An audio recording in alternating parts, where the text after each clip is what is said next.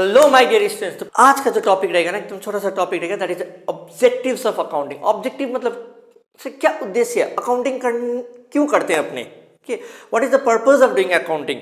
Main इतना जो subject सीखने वाले हैं अपने, उस सब्जेक्ट से करेंगे क्या अपने, तो that is the objective of accounting, the purpose of accounting. तो बिना टाइम वेस्ट के चलिए शुरू करते हैं। पहला चीज जो है ना ऑब्जेक्टिव अकाउंटिंग के बारे में डिस्कस करें तो that is my to keep the systematic record of the financial transaction in a business enterprise. ये सबसे पहला अपना जो है एक उद्देश्य है। सेकेंडली टू कैलकुलेट प्रॉफिट और लॉस, ठीक है, ताकि मेरे को at the end of the day मालूम चल जाए कि मेरा प्रॉफिट है या लॉस है बिजनेस में। ये तो एकदम दरकार है यार बिजनेस में, नहीं तो आप करते रहोगे सालों साल तक मालूम ही नहीं चलेगा प्रॉफिट है या लॉस है। So you need to know from time to time that what is a profit और लॉस। इसके लिए अपने बनाते हैं trading profit and loss account भी बनाते हैं, ठीक है। और यदि कुछ डिविएशन है, यदि कुछ रीजंस है फॉर द लो प्रॉफिट, उसका रीजन क्या है वो ढूंढ पाने के लिए, ठीक है।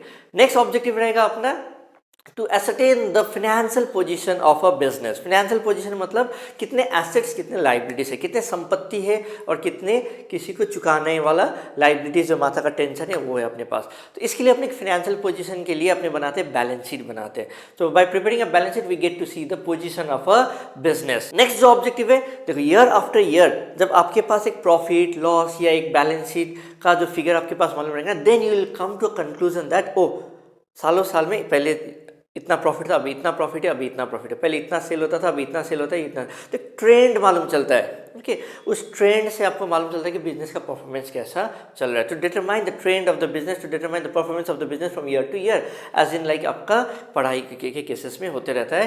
क्लास 3 क्लास 4 क्लास 5 का जो एग्जाम्स होते रहते हैं, यहाँ पर आपको ईयरली फाइनेंशियल स्टेटमेंट बनाते रहते हैं। और नेक्स्टली यदि कुछ फ्रॉड हुआ है उस फ्रॉड को डिटेक्ट करना, जैसे कि देखो पैसा का खेला है, यहाँ पर पैसा जहाँ रहता है फ्रॉड होने का चांसेस रहता है, नियत बिगड़ने का चांसेस तो रहता है। और वो जो नियत बिगड़ता है ना तो आदमी फ्रॉड करता है, ओके। और ये जो अकाउंटिंग प्रॉपर वे में जब अकाउंटिंग होता है तब डबल चेक से आपको मालूम चल जाता है ओ ये गलत हुआ या वो गलत हुआ। तो अकाउंटिंग करके ना आपको ये भी मालूम चल सकता है कि कहाँ पर क्या कहाँ पर क्या फ्रॉड हुआ, कितना फ्रॉड हुआ, तो ग्रेट एक्सटेंट आपको मालूम चल जाता है to detect fraud and errors. Nextly the objective is to give this information to our stakeholders, okay.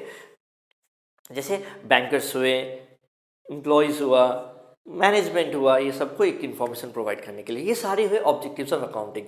देखो इसी ऑब्जेक्टिव्स ऑफ अकाउंटिंग और फंक्शंस ऑफ अकाउंटिंग में कुछ बहुत ज़्यादा डिफरेंस नहीं। एग्जाम में यदि आ भी जाए तो ज़्यादातर ऑब्जेक्टिव्स ही पूछता है, क्योंकि सिलेबस में भी डायरेक्टली ऑब्जेक्टिव दिया है। लेकिन यदि फंक्शंस ऑफ अकाउंटिंग पूछ ले कोई घबराने वाला बात नहीं है। मोरलेस आपका जो डेफिनेशन था, मोरलेस आपका जो ये ऑब्जेक्टिव्स है, उसी में से ही आपका क्या बन जाएगा, फंक्शंस ऑफ अकाउंटिंग भी बन जाएंगे। वही है फंक्शन क्या है, काम क्या है, to maintain the systematic record of the business, okay, and to identify the financial position of the business, to assist the management, okay.